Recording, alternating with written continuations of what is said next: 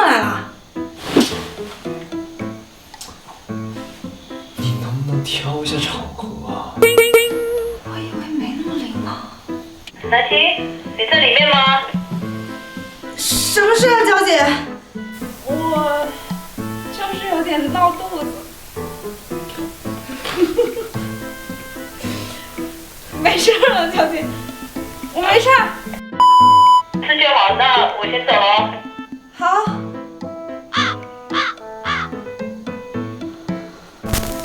放开我！哎呀，太妈了！我找你真的是有事情。